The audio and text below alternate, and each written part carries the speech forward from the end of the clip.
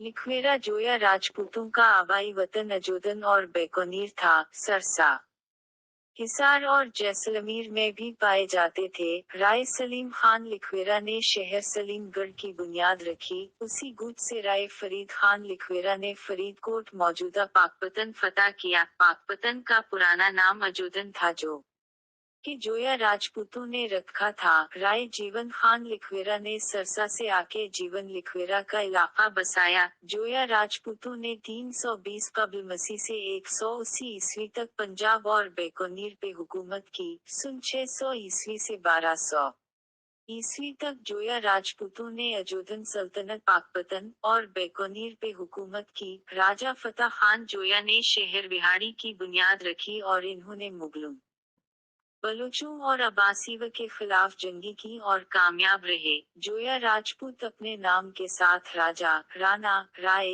राओ, मुल्क, मियाँ और सरदार के अल्फाब इस्तेमाल करते हैं। जोया राजपूत राजा रामचंद्रा के बेटे कश की औलाद हैं, जिनके नाम से कसूर, किश्वर, मंसूब है। राजा कश की औलाद से वीनस, कशवाहा और जोया राजकल है। यायातिया अकशवाकु विनिश से हैं जो कि सूर्यवंशी राजपूत हैं। सूर्यवंशी राजपूत राजा सूर्या देव की औलाद हैं। तहरीर साद अल्लाह जोया।